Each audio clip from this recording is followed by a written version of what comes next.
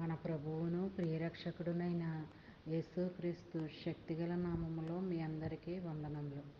ప్రియమైన దేవుని బిడ్డలారా, మరి దేవుడు గతించిన నెలంతా కూడా ఆయన రెక్కల నీడలో మనందరినీ కాపాడి నడిపించి పోషించి ఆయుష్నిచ్చి ఆరోగ్యాన్నిచ్చి మరొక నూతనమైన దినములో నెలలో మనందరినీ ప్రవేశపెట్టిన విధానాన్ని బట్టి మరొకసారి ఆయనకి వందనాలు చెల్లించుకుంటున్నానండి.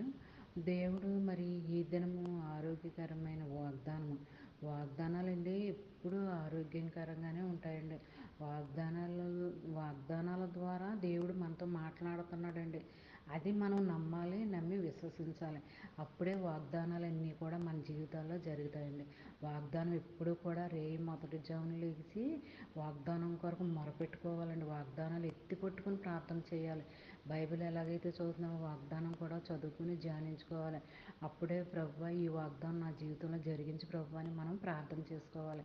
ఎప్పుడు కూడా వాగ్దానాలు ధ్యానించుకుంటూనే ఉండాలి. మనసులో ఎత్తి పట్టుకుని ప్రార్థన చేసుకుంటూ ఉండాలన్నమాట అండి. అప్పుడే దేవుడు వాక్యం ద్వారా ఎలా మాట్లాడుతున్నాడో వాగ్దానాల ద్వారా కూడా దేవుడు మాట్లాడతాడండి.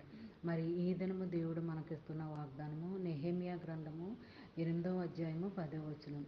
మీరు దుఃఖపడకుడి, యెహోవా యందు ఆనందించుట వలన మీరు బలము పొందెదరు అని అంటుందండి.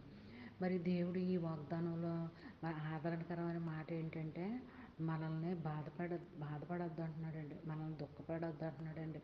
మరి దానికి రెట్టింపు ఘనత మేలు నువ్వు చూస్తావు, అనుభవిస్తావు అని చెప్తున్నాడండి దేవుడు. మరి అలాంటి ఆశీర్వాదాలతో కూడిన వాగ్దానాలు దేవుడు మనకి ఇస్తున్నప్పుడు మనం వాగ్దానాలని అజాగ్రత్తగా కాకుండా జాగ్రత్తగా చదువుకుంటూ ధ్యానించుకుంటూ ఉండాలండి. అప్పుడే ఆ రోజంతా మనకి దీవెనకరంగాను ఆశీర్వాదకరంగాను మేలుకరంగాను ఉంటుందండి. మరి ఇలాంటి ఎన్నో ఆదరణకరమైన వాగ్దానాలు మనకి ఎన్నో ఇచ్చాడండి దేవుడు. మరి ఇచ్చిన వాగ్దానాలన్నీ కూడా మనం ప్రార్థన చేసుకుంటూ ఉండాలండి. నెరవేర్పు కలగాలని ప్రార్థన చేయాలన్నమాట అండి. దేవుని పట్ల ఎప్పుడు కూడా మనం విసుక్కోకూడదండి. అది నెరవేర్పు రాలేదని మీరు సనుక్కోకూడదు. మరి దేవుడు తప్పకుండా మరి నెరవేర్పు అనేది కలుగుతుందండి. మరి ఆలస్యమైనప్పటికీ దాన్ని నెరవేరదు అని అనుకోకూడదు అని దేవుడు చెప్తున్నాడు కదండి. అసలు మరి నెరవేరదేమో అన్న ఆలోచన నీ తలంపులకు రాకూడదు.